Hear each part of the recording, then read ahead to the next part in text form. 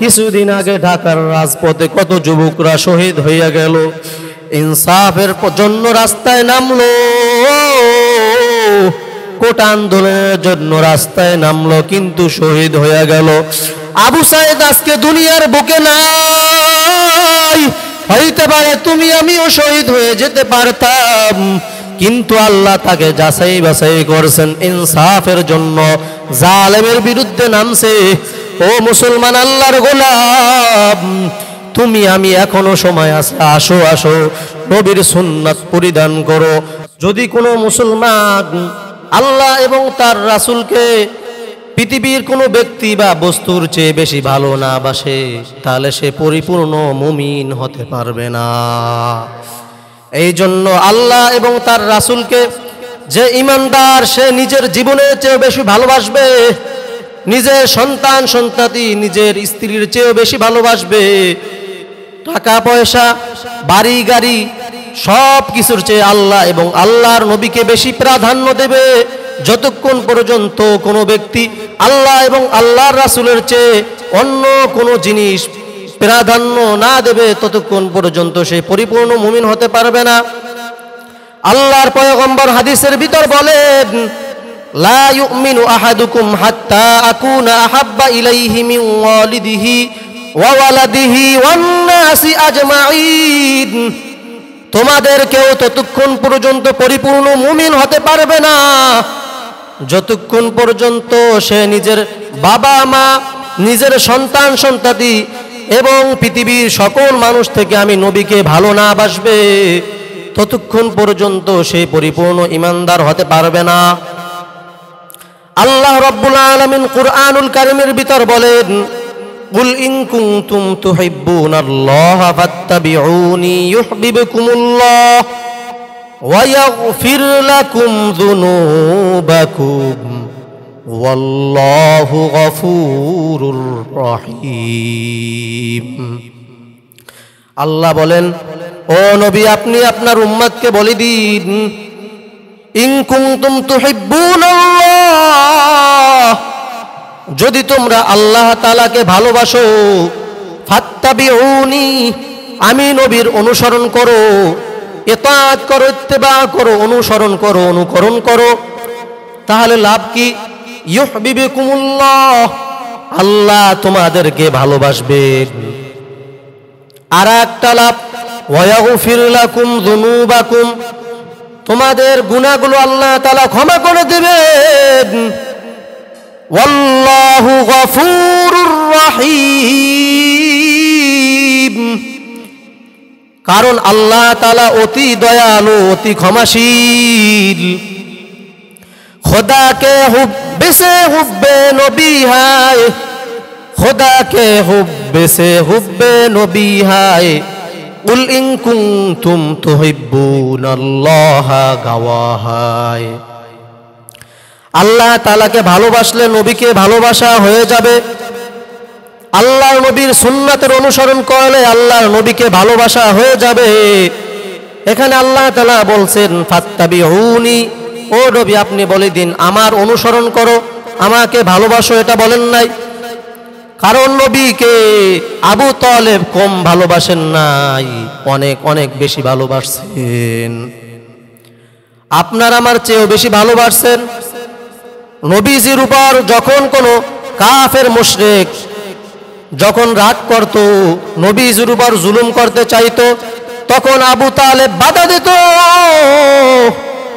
আবু তালেব নবীজিকে সাহস দিত, বলতো আবু তালেব, ও মুহাম্মদ, আবু তালেব বলতো, ও মুহাম্মদ, তুমি তোমার ধর্মের প্রচার করে যাও, তোমার ধর্মই সঠিক ধর্ম, তোমার উপর কেউ জুলুম করতে পারবে না, আমি আছি। এমনকি আবু তালেব তার সন্তান, তার ছেলে আলীকে বলছেন, ও আলী, তুমি মুহাম্মাদের ধর্মের অনুসরণ করো, মুহাম্মাদের ধর্ম সঠিক ধর্ম, সর্বশ্রেষ্ঠ ধর্ম। কিন্তু আবু তালেবের কপাল খারাপ, আবু তালেব নিজে মুসলমান হতে পারে নাই। এই জন্য হেদায়েত এটা আল্লাহ রাব্বুল আলামিনের হাতে, নবীর হাতেও না। আল্লাহ বলেন ইন্নাকা লা তাহদি মান আহবাবতা ওয়ালাকিন্নাল্লাহা ইয়াহদি মান ইয়াশা। ও নবী, আপনি যাকে ভালোবাসেন তাকে আপনি হেদায়েত দিতে পারবেন না। ওয়ালাকিন্নাল্লাহা ইয়াহদি মান ইয়াশা, তবে আল্লাহ তাআলা যাকে চান তাকে হেদায়েত দিতে পারবে। আপনার কাজ হলো শুধু দাওয়াত দেওয়া। হেদায়েতের মালিক আমি আল্লাহ। ও মুসলমান, আল্লাহর গোলাম, নবীজিকে নিজের জীবনের চেয়ে বেশি ভালোবাসতে হবে, নবীর সুন্নাতের অনুসরণ করতে হবে। আল্লাহ তাআলার নবীকে সাহাবায়ে কেরাম যেইভাবে ভালোবাসেন, পৃথিবীর ইতিহাসে এর আগে এবং এর পরে কোন ভক্ত কোন দলের নেতাকে এত ভালোবাসতে পারে নাই। আল্লাহর নবীকে সাহাবায়ে কেরাম নিজের জীবনের চেয়ে বেশি ভালোবাসেন। তার জীবন্ত নমুনা হলো বর্তমান কিতাব, বর্তমান হাদিসের ভিতর দেখা যায় সাহাবায়ে কেরাম রাদিয়াল্লাহু তাআলা আনহু আল্লাহর নবীকে নিজের জীবনের চেয়ে বেশি ভালোবাসেন। উরওয়া ইবনে মাসউদ সাকাফি খন্দকের যুদ্ধের সময় কাফেরদের পক্ষ থেকে রাষ্ট্রীয় দূত হিসাবে গিয়েছে। গিয়ে দেখে মুহাম্মাদের দরবারে বিস্ময়কর বিষয় ঘটতেছে। কুরাইশদের কাছে গিয়া বলে, ও কুরাইশ ভাইয়েরা, তোমরা কাদের সাথে যুদ্ধ করবা তোমরা কি জানো? আমি রোম পারস্য এদের সম্রাটের দরবারে গিয়েছি, বড় বড় রাজপ্রাসাদে আমি গিয়েছি, আবিসিনিয়ার বাদশাদের দরবারে আমি গিয়েছি, আবার মুহাম্মাদের দরবারেও গিয়েছি। মুহাম্মাদের দরবারে গিয়ে কিছু বিস্ময়কর বিষয় আমি দেখতে পেলাম। কুরাইশরা বলল, কি বিস্ময়কর বিষয় দেখলা? উরওয়া ইবনে মাসউদ বলল, আমি দেখলাম মুহাম্মদ যখন থুতু ফালায় তার ভক্তরা ওই থুতু নিয়ে তাদের মুখমণ্ডলে ঘষা শুরু করে, মাজা শুরু করে। এটা কেমনে সম্ভব? কেমনে সম্ভব? তুমি আমি পারবো না, এটা আমাদের বুঝেও আসে না। কারণ হলো তারা নবীজিকে অনেক অনেক বেশি ভালোবাসেন। আমার নবীর থুতু থেকে মিশকে আম্বারের ঘেরান আসতো। ও মুসলমান, আল্লাহর গোলাম, আল্লাহর নবী কখনো উযু করলে এই উযুর পানি নিয়ে সাহাবায়ে কেরাম যুদ্ধের মতো শুরু করে দিত। কার আগে কে উযুর পানি নেবে? আল্লাহর নবীর উযুর পানি নিয়ে সাহাবায়ে কেরাম পান করতেন। একবার আল্লাহর নবীর শরীর মুবারকে সিঙ্গা লাগাইলেন। সিঙ্গা লাগানোর পর কিছু রক্ত বের হলো। আল্লাহর নবী আব্দুল্লাহ ইবনে জুবায়ের রাদিয়াল্লাহু তাআলা আনহুকে বললেন, ও জুবায়ের, যাও গিয়ে এই রক্তগুলো দাপন করে আসো। আব্দুল্লাহ ইবনে জুবায়ের কিছুক্ষণ পর নবীজির সামনে এসে হাজির। আল্লাহর নবী বললেন, ও আব্দুল্লাহ, কি করছো আমার রক্তগুলো? আব্দুল্লাহ ইবনে জুবায়ের বললেন, ও আল্লাহর নবী, আমি আপনার রক্তগুলো দাপন করব এই সাহস আমার হয় না, আমি এই রক্তগুলো পান করে ফেলেছি। সুবহানাল্লাহ। আল্লাহর নবী বেশি কিছু বললেন না। আল্লাহর নবী বললেন, ও আব্দুল্লাহ, আমার রক্ত পান করলি না জানি তোর জন্য চিরতরে জাহান্নাম হারাম করলি। সুবহানাল্লাহ। আব্দুল্লাহ ইবনে জুবায়ের জান্নাতের সার্টিফিকেট পেয়ে গেল নবীজির রক্ত পান করে। উহুদের যুদ্ধের সময় আমরা সকলেই জানি আল্লাহর নবীর মাথার মধ্যে লোহার হেলমেট পরানো ছিল।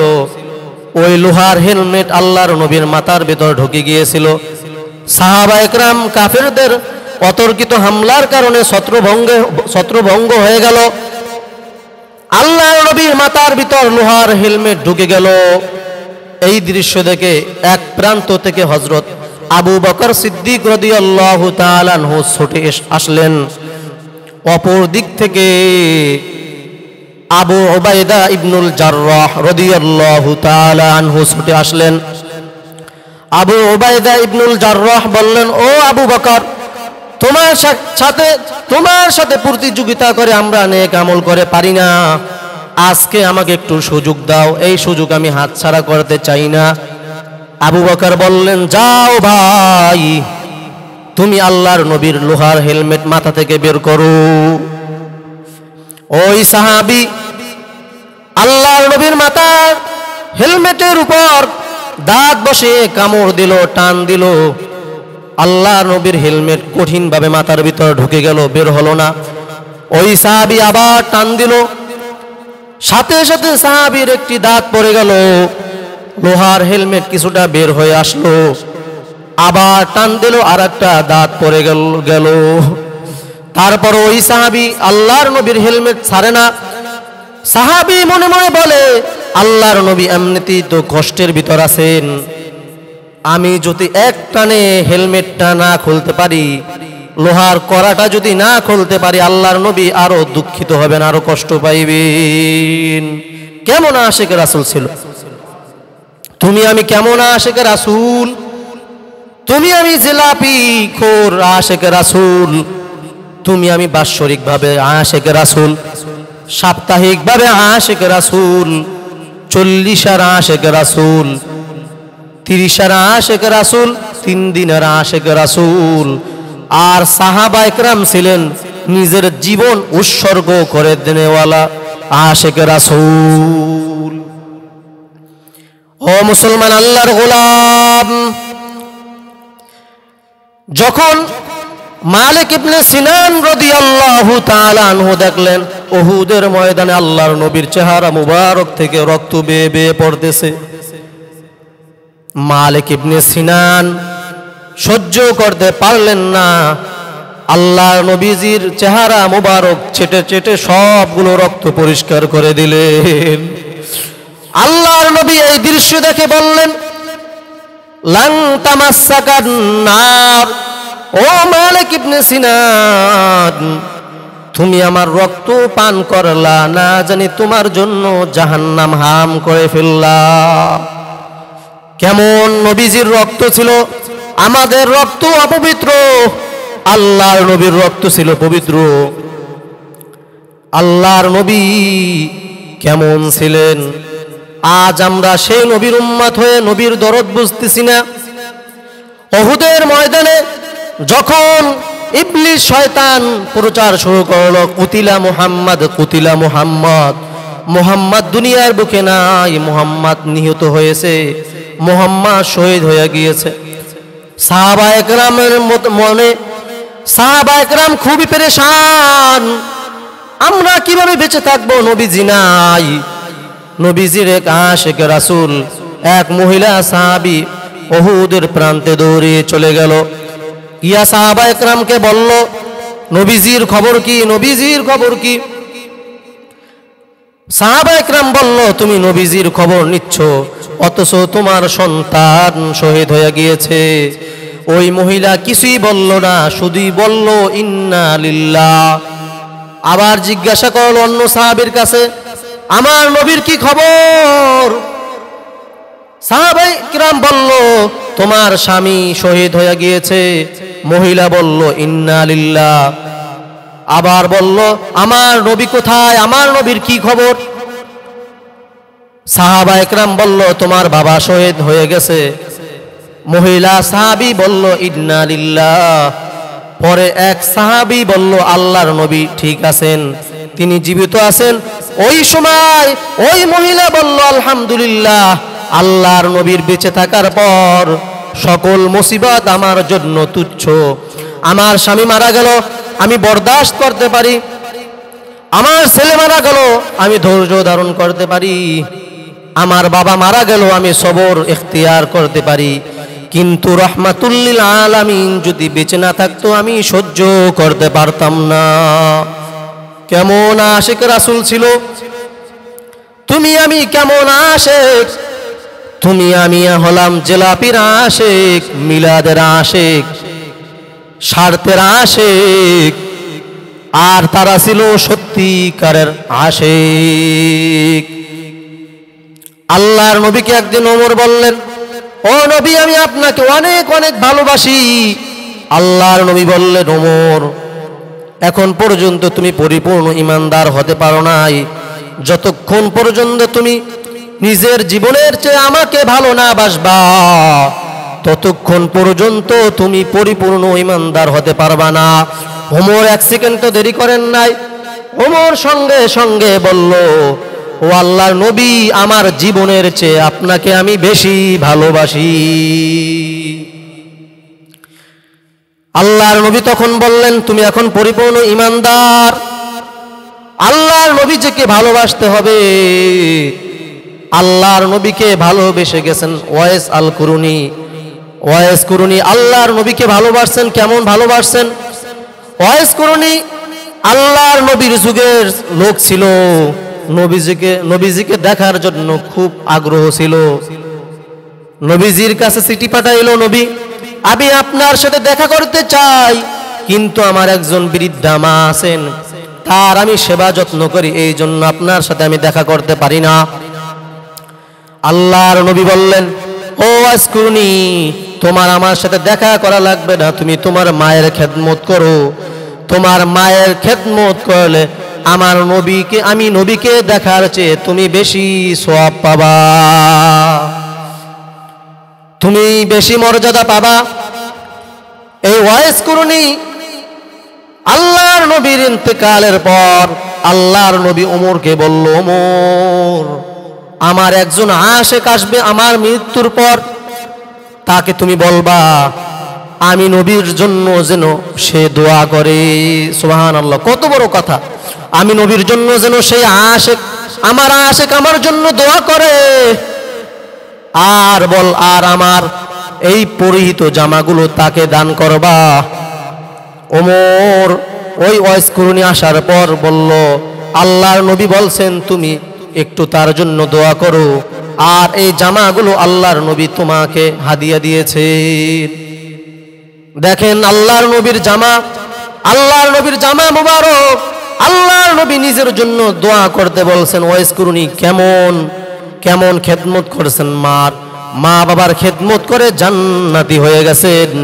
এই ওয়াইস কুরুনি আল্লাহর নবীর বড় একজন আশিক ছিলেন। যখন শুনলেন আল্লাহর নবীর উহুদের ময়দানে দান মুবারক শহীদ হয়েছে, ওয়াইস কুরুনি প্রথমে একটা দাঁত ভেঙে ফেললো। দাঁত ভাঙ্গার পর মনে মনে কল্পনা করলো, মনে হয় এটা নবীর ভাঙ্গে নাই, অন্যটা ভাঙছে, তারপর ওইটা ভাঙলো। এইভাবে একে একে ওয়াইস কুরুনি সব দাঁতগুলো ভেঙে ফেললো। আমার নবীর দাঁত নাই, কিভাবে আমার দাঁত থাকতে পারে? কেমন আশিকে রাসূল ছিল, কেমন নবীজিকে ভালোবাসতো! মুসলমান আল্লাহর গোলাম, অথচ সাহাবায়ে কেরামের চেয়ে নবী আমাদেরকে বেশি মর্যাদা দিয়েছেন। আমাদের কথা নবী বেশি স্মরণ করছেন, সাহাবায়ে কেরামের চেয়ে আমাদের কথা নবী বেশি স্মরণ করছেন।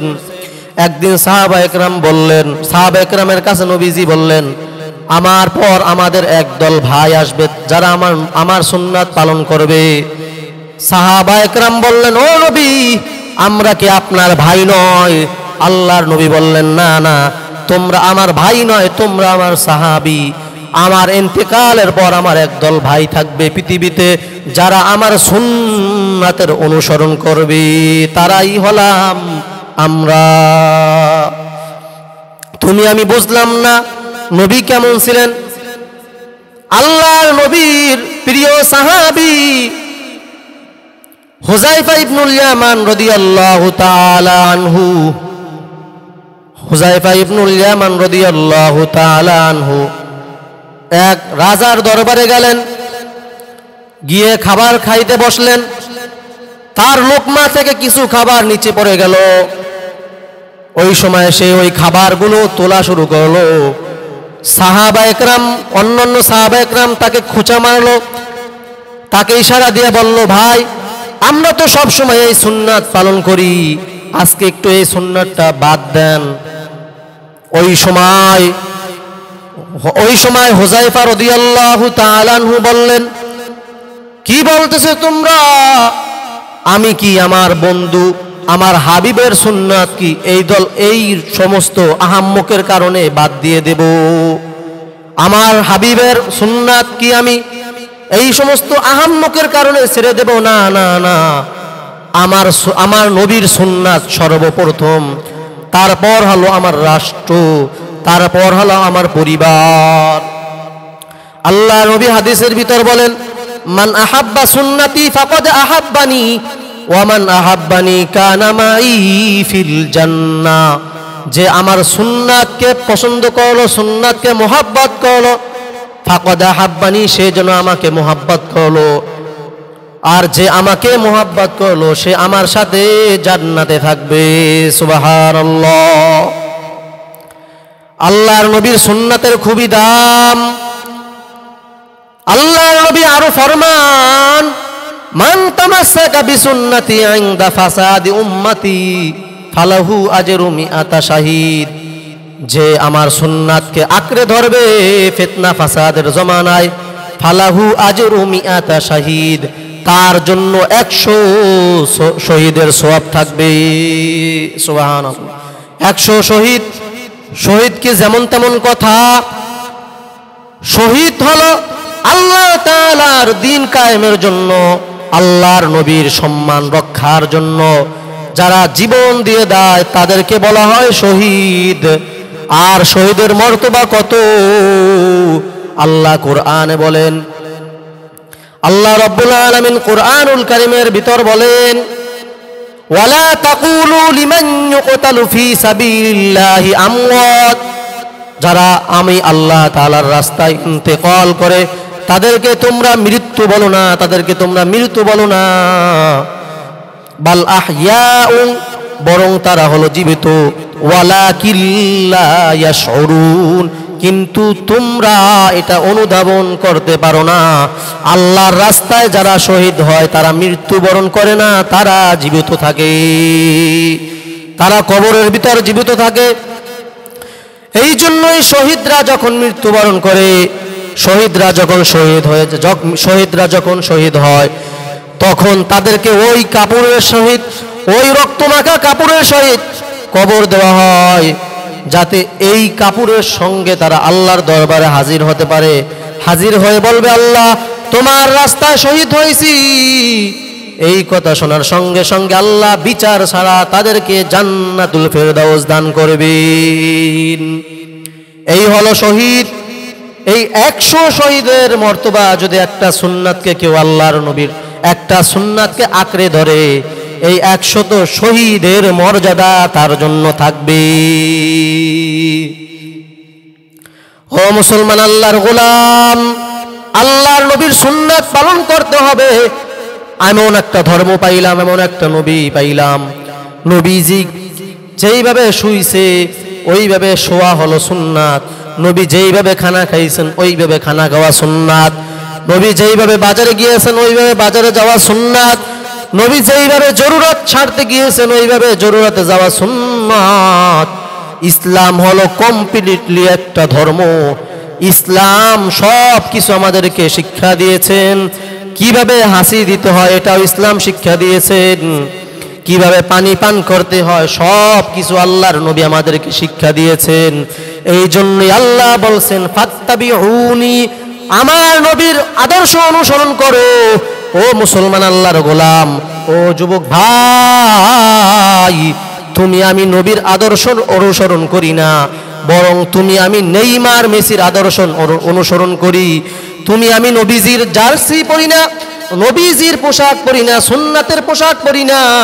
তুমি আমি নেইমার, তুমি আমি মেসি, রোনালদোর জার্সি পরি, তুমি আমি রোনালদোর তাদের পোশাক পরি, তাদের মতাদর্শ আমরা গ্রহণ করছি, কিন্তু আল্লাহর নবীর মতাদর্শ আমরা গ্রহণ করতেছি না।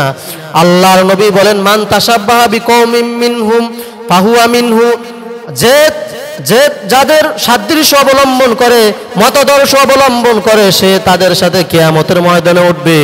যে আমি নবীর জার্সি পরবে সে আমার সাথে জান্নাতে হাসরের ময়দানে থাকবে।